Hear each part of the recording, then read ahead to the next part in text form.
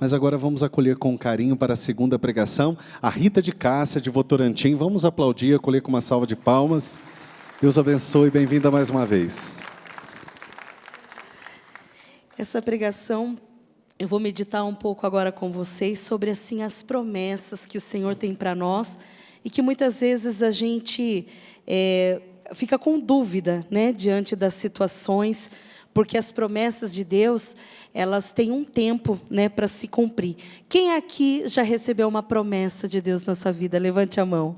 Algo que Deus prometeu para você e você está esperando essa promessa, né? Quando eu estava orando aqui pelo programa, o Senhor me mostrava assim, que muitas vezes a gente fica, né, no meio do caminho entre a promessa e o cumprimento da promessa. Mas antes de começar essa meditação, eu senti assim muito, né, naquela primeira pregação, o Senhor curando muitas pessoas mesmo assim pelo poder do sangue dele, sabe? Tanto você que está aqui, quanto você que está nos acompanhando pela televisão, o Senhor lavava mesmo, mães que estavam preocupadas com os seus filhos, pessoas que estavam desesperadas, pessoas que estavam pensando assim, tirar a própria vida, pessoas com um sentimento de angústia. Pode ter certeza, as mãos de Jesus tocou você neste momento. Quem aqui sentiu as mãos ensanguentadas de Jesus sobre você? Levante a mão. Amém, glória a Deus, que bênção. Então agora, né, nós vamos, se você trouxe sua palavra, abra comigo em Gênesis, no capítulo 37. Nós vamos meditar sobre a história de José do Egito. O que o Senhor prometeu para o José do Egito e aquilo que tem a ver também com a nossa vida. Então, Gênesis no capítulo 37. Vai dizer assim a palavra, né? Eu vou ler alguns temas com vocês porque é bem extenso. Os sonhos de José. Jacó habitou na região onde seu pai havia morado na terra de Canaã. Eis a história da descendência de Jacó. José, ainda jovem, com idade de 17 anos, apacentava o rebanho com seus irmãos, os filhos de Bala e os filhos de Zelfa, mulheres de seu pai. E ele contou ao seu pai as más conversas de seus irmãos. Israel amava José mais do que todos os outros filhos, porque ele era filho de sua velhice, e mandara-lhe fazer uma túnica de várias cores. Seus irmãos, vendo que seu pai o preferia a eles, começaram a odiá-lo e não podia mais tratá-lo com os bons modos. Eu quero primeiro parar aqui para a gente meditar sobre a questão da afinidade, né? Então essa história de José vai dizer que Jacó amava mais José do que aos outros filhos. E Jesus também, ele deixa claro na Escritura que ele tinha um discípulo amado. Qual que era o discípulo amado de Jesus? Qual era? João, né? Então, a Escritura, ela faz, como que eu posso dizer, uma vista grossa, no sentido assim, de deixar claro para nós, muitas vezes, que Deus ama a nós, né, de uma forma todos iguais. Não, Deus, ele ama todos nós, mas dentre o amor de Deus, né, e também o amor das pessoas para nós, sempre tem alguém com a gente se identifica, e isso não é pecado, isso não é errado. Muitas vezes na nossa vida, nós ficamos assim perturbados, quando alguém ama mais outra pessoa do que a nós, ou que nós amamos mais alguém do que outra pessoa, e muitas vezes isso nos incomoda, né? Mas eu queria perguntar para você, você já ouviu falar de afinidade, né? O que é afinidade? Afinidade significa sintonia, né? Atração, através de uma atração, a simpatia ou a semelhança. Então, irmãos, dentro da humanidade de nós seres humanos, né? Nós temos afinidades. Às vezes, dentro de uma casa, né? O pai tem uma afinidade com o filho, a mãe com o outro. Lógico que nós devemos tomar todo o cuidado para que ninguém se sinta ferido e magoado e tratar diferente, né? Mas existem pessoas com quem a gente se simpatiza mais. Sim ou não? Você tem alguém que você se simpatiza mais na sua vida? Isso não é errado, né? Agora, a questão é o que nós vamos fazer com isso. E o pai de José, Jacó, ele fez para o filho dele, né, para José, uma túnica colorida, mostrando assim todo o amor que ele tinha, porque quando nós amamos alguém, nós tratamos ela de forma diferente, né? Quando você ama alguém, você trata esta pessoa de modo especial, né? Pelo menos assim na minha vida é assim. Eu sempre, Rita, né, falando assim de mim, eu gosto muito de presentear as pessoas, e não porque eu espero algo em troca, né? Quando eu gosto, e assim, aliás, eu gosto né, da humanidade como um todo, mas eu sempre tenho vontade de presentear as pessoas que eu gosto, né, que eu tenho uma afinidade maior. Sempre que eu posso, eu quero dar alguma lembrança, alguma coisa que marque a vida daquela pessoa. Por quê? Porque você tem uma afinidade, você quer que aquela pessoa saiba. E Jacó fez isso com seu filho. E o que vai dizer a palavra? Que os outros irmãos ficaram com ódio. Ódio do pai ter dado uma túnica. E eu queria falar para você, né? O que essa túnica tinha a ver na vida de José? A túnica, para vocês entenderem, ela é colorida, né? Que significava todo o sonho de Deus para José. Claro que quando Jacó mandou tecer aquela túnica, nem Jacó não tinha noção de que ele estava tendo um ato profético. Vocês já ouviram falar de ato profético, né? Existem atos na nossa vida que são proféticos, que talvez nem a gente tenha consciência disso, mas Deus trabalha em tudo, irmãos. Tudo que acontece na tua vida, na minha vida, tem propósito de Deus. Eu até quero que você repita isso. Tudo na minha vida tem um propósito. Se você não percebe isso, você tem que começar a perceber. Na tua vida, tudo tem um propósito, né? Deus, ele se manifesta em nós e através de outras pessoas também.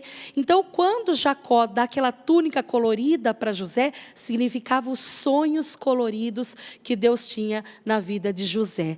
E assim como José, eu quero dizer para você que Deus tem sonhos coloridos na sua vida. Você acredita nisso? Eu acredito que Deus tem sonhos coloridos para mim, que Deus tem um sonho para mim, e Ele tem mesmo, né? Cada um de nós que existimos com um propósito. Se você está vivo, né? Aperta a sua carne aí, ó, dá um beliscão, você está vivo?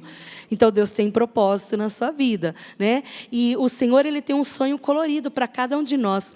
Às vezes, irmãos, as pessoas do mundo, assim, elas falam assim como que Deus fosse alheio aos nossos sonhos, aos nossos sentimentos, e como se Deus não gostasse das coisas bonitas. Irmãos, é Deus que criou tudo colorido, é ou não é?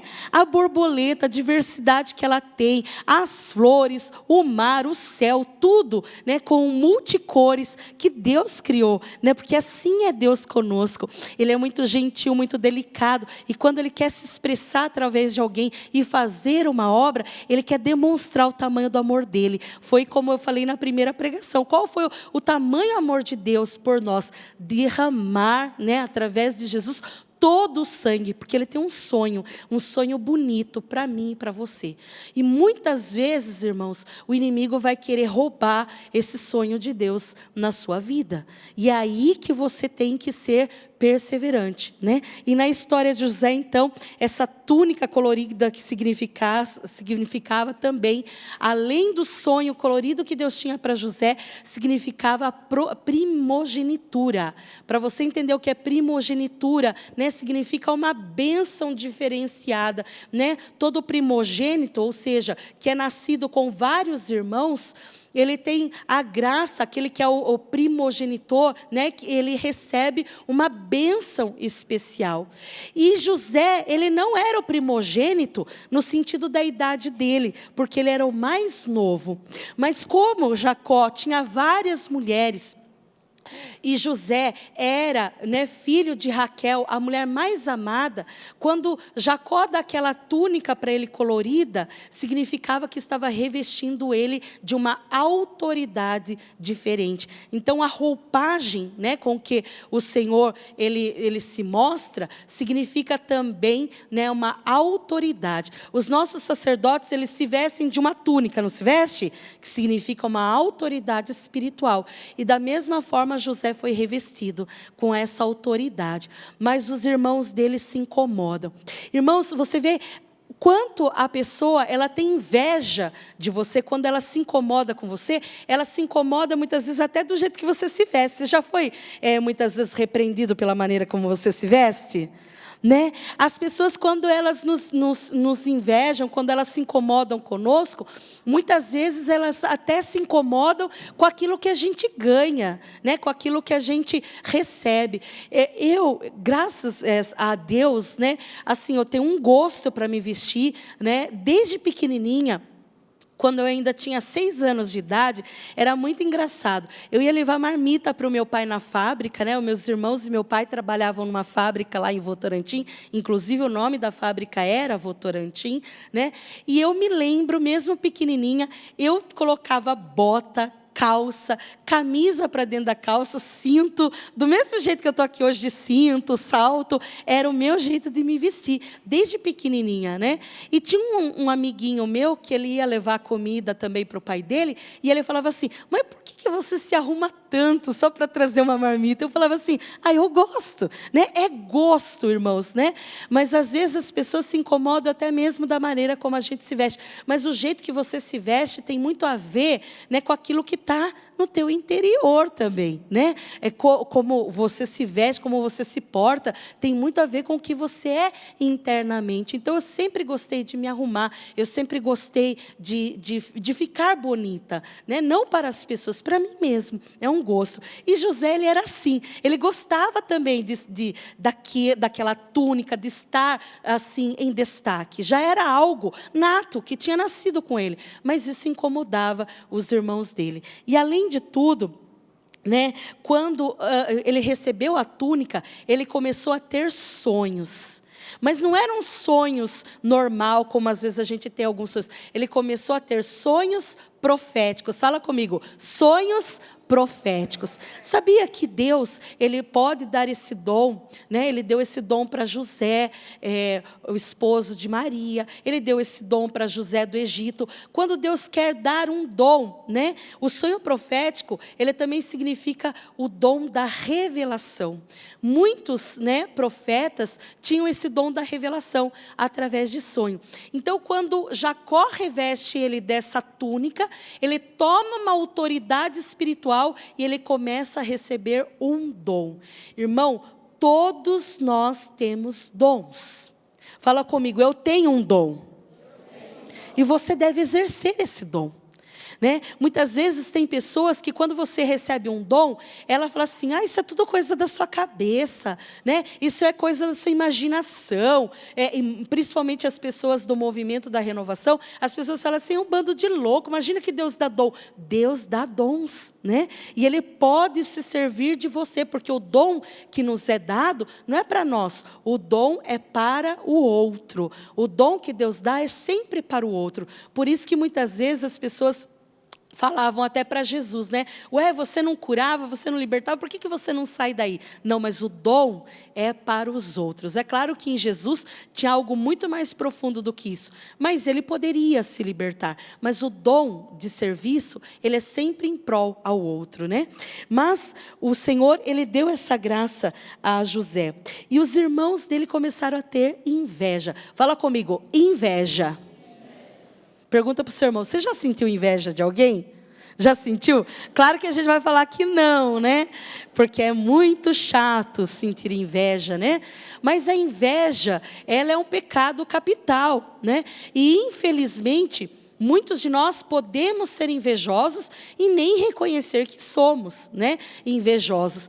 Mas aí é pela atitude, como eu disse. Se a gente começa a se incomodar com a roupa do outro, se a gente começa a se incomodar com a beleza do outro, se a gente começa a se incomodar com o carro do vizinho, tipo assim, puxa vida, né? Eu sou tão bom e tenho um Fusca, o meu vizinho é um Tchan e está lá com um Camaro, né? Isso tudo é inveja, né? Nós não devemos invejar os outros. O que a pessoa tem ou deixa de ter não é problema meu. Fala para o teu irmão, cuida da sua vida. Você tem que cuidar mais da sua vida, né? Porque cuidar da nossa vida já não é fácil, né? Muitas vezes, como eu falei para você, Deus tem um propósito para mim, Deus tem um propósito para você. Então você tem que cuidar do propósito que Deus tem para você. Não ficar cuidando da vida dos outros, porque você não dá conta do seu, né?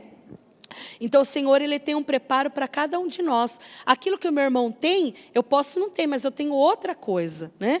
Então, o que é o problema do invejoso? Olha só, o invejoso, ele morde-se no próprio coração.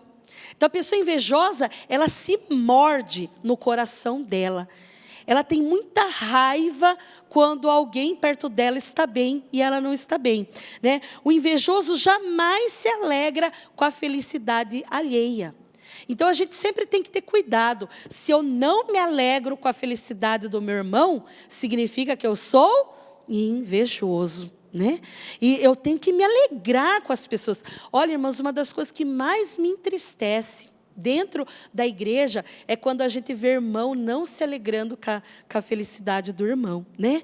Irmãos, por exemplo, se eu passo num lugar, se é uma coisa que me entristece é quando eu vejo um comércio fechado, quando eu vejo alguém, né, que perdeu alguma coisa, porque eu sei que aquela pessoa se dedicou para ter aquilo, para ter um comércio, para ter alguma coisa na vida tal, e perdeu, de repente, uma questão de saúde.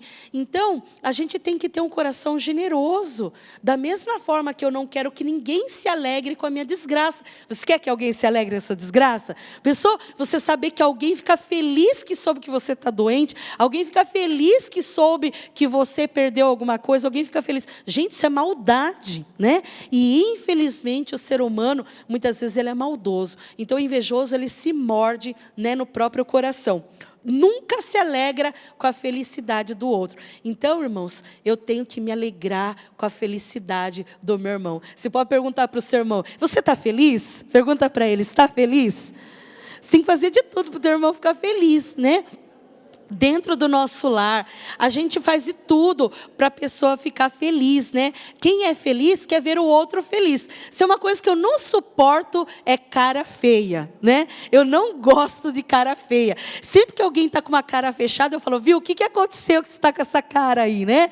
Por quê? Porque nossa cara, o nosso rosto, transmite aquilo que dá dentro de nós, né? Então, irmão, se você está feliz, é lógico que você sempre está, né, com um sorriso, não dando gargalhada a todo momento, mas você sempre está com um semblante bonito. Quantas pessoas, né? O padre estava aqui falando do padre Donizete, que vai ser canonizado. As pessoas, às vezes, ela pode assim não ter uma beleza ultra, mas ela encanta pelo rosto dela, pela face dela. Por exemplo, Madre Teresa de Calcutá, você não fica tocado de ver o rosto dela?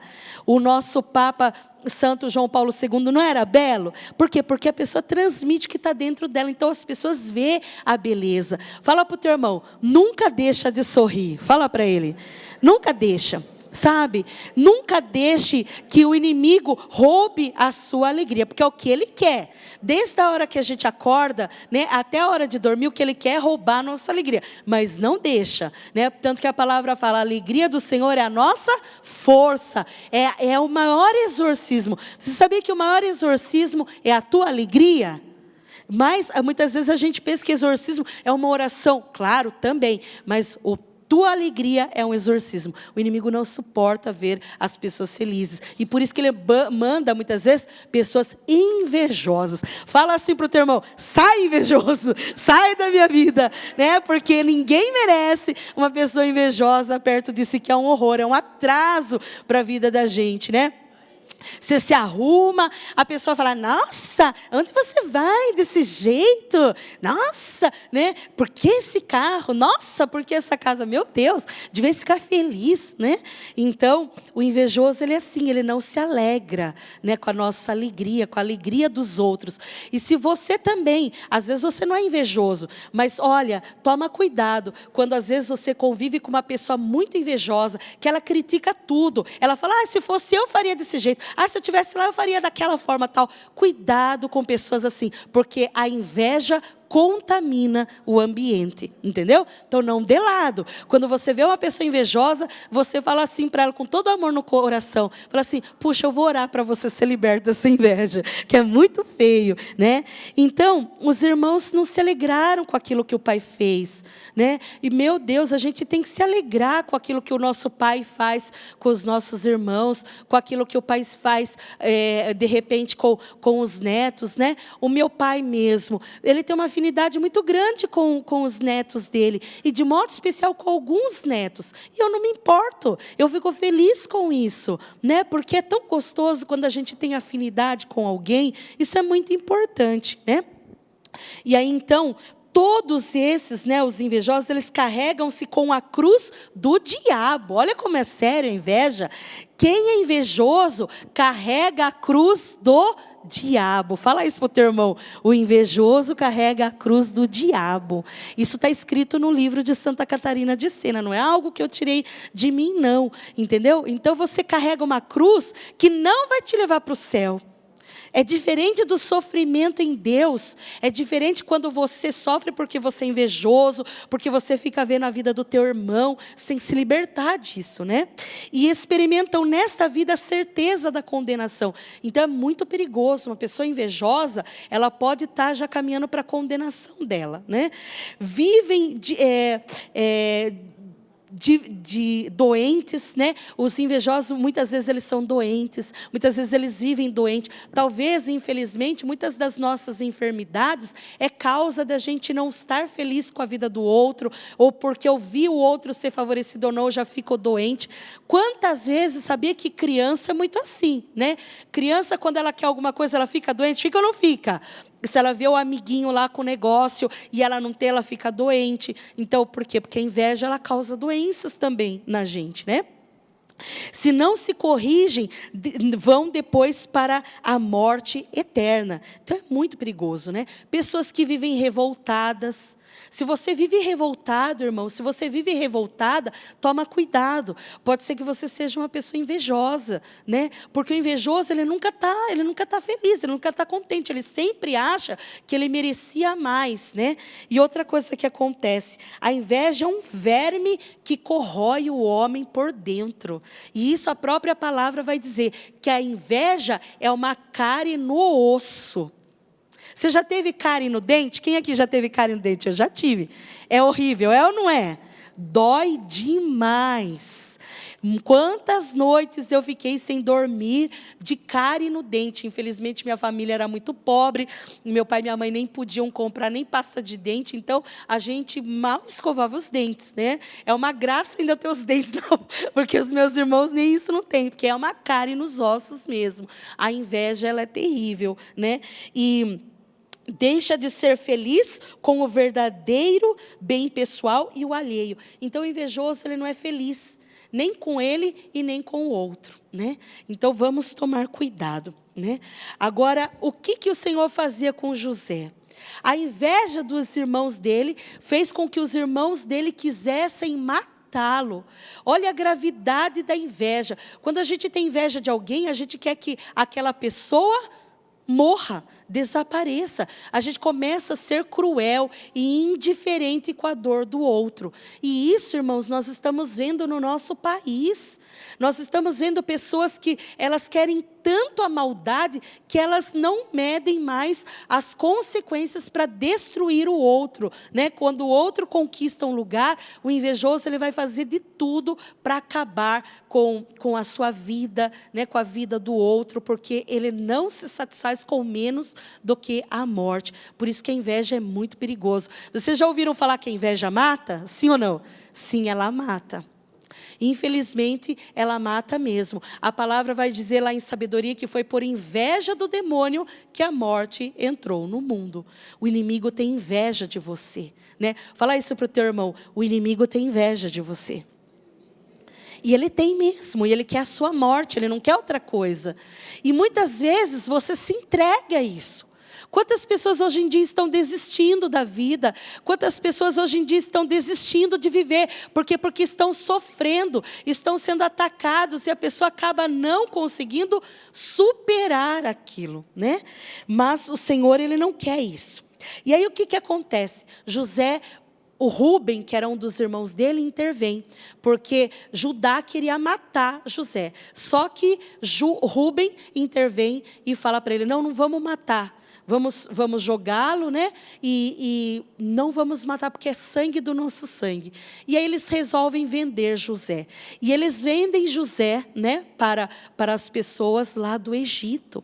E José, como eu disse, ele tinha tido um sonho aonde ele via os trigos, né, se renderem diante do feixe dele, que era o maior de todos, né? E o próprio pai de José, Jacó, e os irmãos falam assim, quer dizer que você vai reinar sobre nós? Né? E eles ficam muito revoltados com aquilo, tipo, nós, como que você que é tão insignificante vai reinar sobre nós? Quantas vezes, irmãos, às vezes você tem um trabalho e as pessoas falam assim, mas era para eu estar nesse trabalho. Eu estou aqui há tantos anos, tem gente dentro da igreja que fala assim, eu estou aqui há tantos anos, agora chega esse e vai querer meu lugar. Quantas vezes eu vejo pessoas chorando, falando assim, nossa, eu estava aqui há tantos anos, a pessoa vem e já chega chegando, né? Mas, irmãos, Deus tem propósito em tudo. E aí, então, José ele é vendido lá para o Egito, e quando ele chega como escravo, ele chega para ser escravo na casa de Potifar, que era chefe, né, do exército do faraó. E ele, a palavra vai dizer assim, né? Vamos ler lá, vou ler para vocês. Ele na casa de Potifar, José foi conduzido ao Egito e Potifar, oficial do egípcio faraó, chefe da guarda, comprou aos ismaelitas que o levavam. O Senhor estava com José e tudo lhe prosperava. Morava na casa do seu senhor, o egípcio. Seu senhor viu que o Senhor estava com ele e lhe fazia prosperar tudo o que empreendia.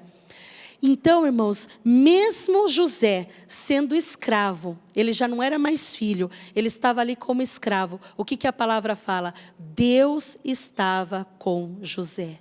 Às vezes, irmãos, a inveja do inimigo é tão grande sobre nós, que ele nos afasta das pessoas que nós amamos. Ele faz com que as pessoas que nós mais amamos se voltem contra nós. Quantas vezes Jesus disse isso? Os inimigos serão da sua própria casa. Só que o Senhor, Ele permite muitas vezes situações na nossa vida, assim como na vida de José, e ele foi levado para o Egito, mas como escravo, Deus estava com José. Põe a mão no teu coração e fala, Deus está comigo. Não importa onde eu estou, Deus está comigo. Ele era escravo, mas Deus estava com ele. E aonde José ia, tudo prosperava. Às vezes a gente ouve essa palavra prosperidade e a gente pensa que a prosperidade é só quando a gente está na maior riqueza, quando a gente tem muito dinheiro, mas a prosperidade na palavra significa que tudo que você faz dá certo.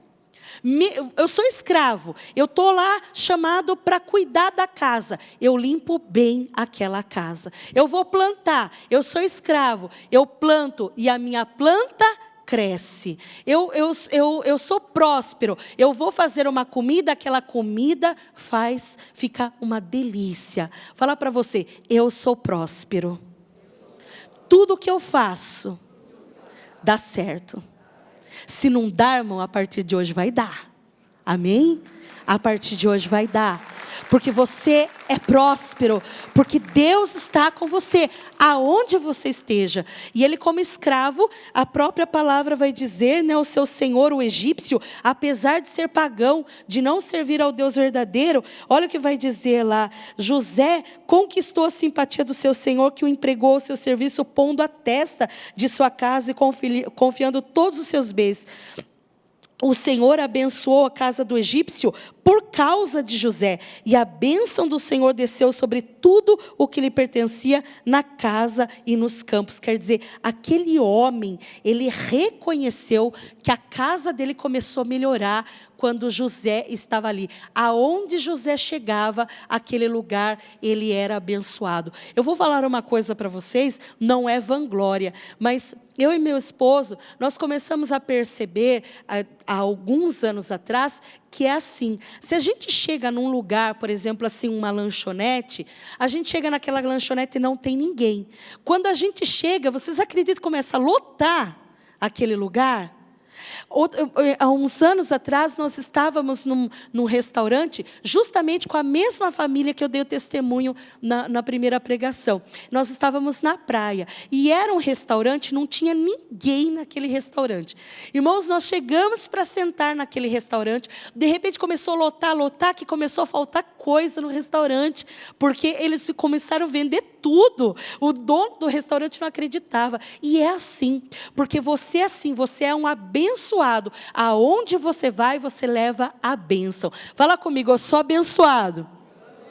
Aonde eu chego, a bênção chega.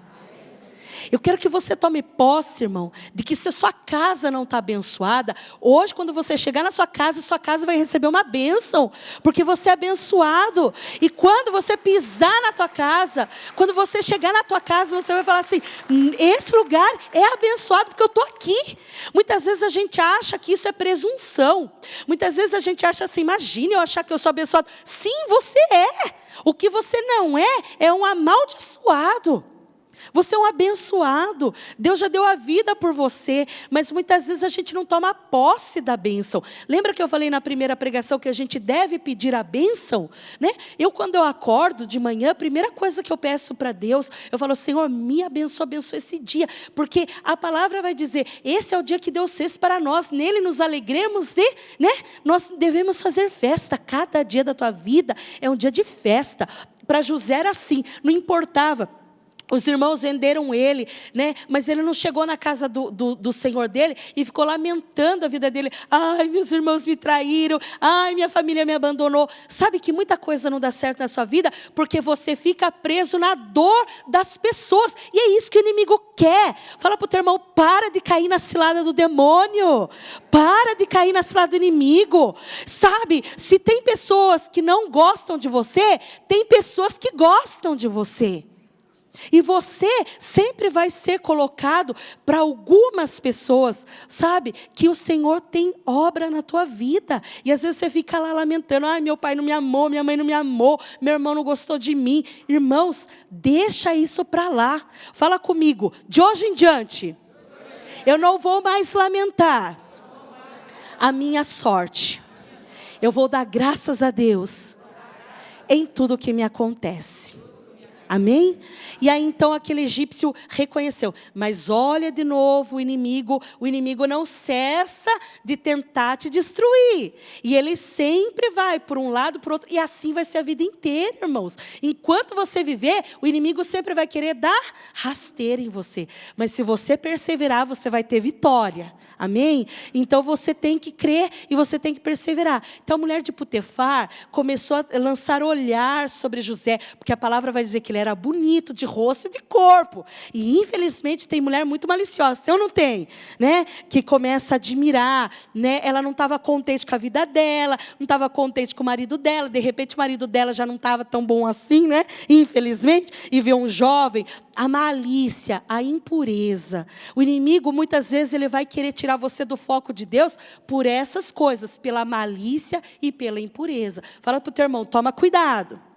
Toma cuidado, porque o inimigo, ele é astuto. Se ele não pode matar você de um jeito, ele vai tentar de outro, entendeu? Tem muitas pessoas que elas são aliciadas. Você às vezes é bonito, você às vezes não é tão bonito até aparentemente, mas você tem uma lábia boa. Cuidado, porque o inimigo vai querer te tentar, Só que José, Ele tinha um manto, né? Eu não vou ler aqui para a gente não perder tanto tempo, por causa que o tempo é muito curto. Mas ele tinha um manto. Quando ele entrou para o serviço, o chefe deu um manto para ele. E aí, essa mulher, um dia, ela estava tão tentada a forçar José a pecar com ela, que ela pega e segura ele pelo manto. E aí, o que José sai? Sai correndo e deixa o manto. Ele já tinha perdido a túnica, agora perde o manto. E o manto significava proteção, segurança. José, então, é caluniado. Aquela mulher com o manto dele prova que ele tinha tentado alguma coisa contra ela. E o Potifar manda ele para a prisão. E a palavra vai dizer: Deus estava com José na prisão. Deus estava com José em todo o momento e lugar. Talvez, irmã, na sua vida, talvez, irmão, na tua vida, você estava aqui, de repente você veio para o meio e agora você está na pior fase da sua vida. Muitas vezes a gente pensa que as coisas vão melhorar e elas acabam piorando. Mas eu quero dar uma boa notícia para você. Quanto mais pior é porque depois vai melhorar e muito. Deus permitiu que José perdesse a túnica, perdesse o manto, e agora ele se revestiu das vestes da humilhação. Que pior coisa do que estar na prisão, irmão? Quem aqui queria estar preso? Ninguém. Muitas vezes a gente fala assim: lá na prisão eles comem, lá na prisão. Mas quem que quer? Né? Quem que quer voluntariamente ser preso, né? Ser condenado, e pior ainda, injustamente. Mas Deus estava com José, e Deus permitiu que José fosse ali na prisão, na humilhação. Mas a palavra vai dizer que o chefe da prisão ganhou também a simpatia, José ganhou a simpatia daquele chefe, e também tudo prosperava na prisão. O que será que Deus está querendo dizer para nós, irmãos, através dessa palavra? Que não importa a situação que você está vivendo na sua vida, quando você tem Deus, aonde quer que você esteja, você dá fruto. Não é o lugar. Muitas vezes a gente pensa assim: eu queria estar num lugar de destaque, porque daí eu ia ser feliz. Não, você deve ser feliz aonde você está. Coloca a mão no teu coração. Fala assim: Senhor, de hoje em diante, eu quero aceitar aonde eu estou, a minha família, a minha casa, o meu trabalho, os meus pertences, as pessoas que o Senhor me deu. Porque é aí que eu quero dar fruto, Senhor. E para encerrar, né? Depois, ele ali teve uma revelação, porque ele recebeu um dom, e o dom acompanhava ele aonde quer que ele fosse. E aí ele teve revelação de 2 personagens, o copeiro do rei, né? E ele teve revelação do padeiro do rei. Um morreu, foi enforcado. O outro subiu naquele mesmo cargo que ele tinha de ser copeiro do rei. E José fala assim: quando você estiver lá, lembra de mim. Só que o copeiro esqueceu. E às vezes é assim, a gente faz bondade para as pessoas, mas as pessoas se esquecem de nós. Esquece ou não esquece? Mas eu quero dizer, Deus não se esquece. Tudo aquilo que Ele prometeu para você, Ele vai cumprir. Eu creio, eu vivo isso na minha vida. E aí então, para encerrar, né, o faraó tem um sonho também, chama José para revelar, porque daí o copeiro se lembra dele, e aí ele chega no cargo de administrador. Abaixo do faraó, só José mandava no Egito. Cumpriu-se aquele sonho que ele teve com 17 anos, quando com 30 anos, José foi administrador do Egito. O que eu quero dizer para você, irmão, a promessa de Deus na sua vida vai se cumprir. Independente de quantos anos ela leve para se cumprir. Na vida de José levou 13 anos. Talvez você que está me ouvindo agora pela TV, você que está me vendo, você que está aqui, quantos anos faz que você está esperando uma promessa do Senhor? Coloca a mão no teu coração para encerrar esse momento. Eu quero orar por você. Eu quero pedir agora na autoridade do seu nome, Jesus. Há tantas pessoas, Senhor Deus, que estão desacreditadas da promessa, daquilo que o Senhor tem para elas, Senhor. Pessoas que duvidam do propósito, pessoas que não acreditam mais no sonho colorido, pessoas que dizem assim: não existe mar de rosas, não existe mar de rosas, não existe nessa vida algo bom para mim. pessoas que desacreditam da sua própria existência, pessoas que estão aqui me ouvindo, me vendo, e que falam assim: eu desisto da minha vida, porque são tantos os ataques do inimigo contra a sua vida, muitas vezes através dos seus irmãos. O Senhor me mostra aqui quantas pessoas que os seus irmãos te caluniam, teus irmãos te perseguem, pessoas que falam mal de você, pessoas que eram próximas de você e te traíram, te enganaram. Mas eu quero dizer para você, Deus nunca deixa de cumprir o propósito.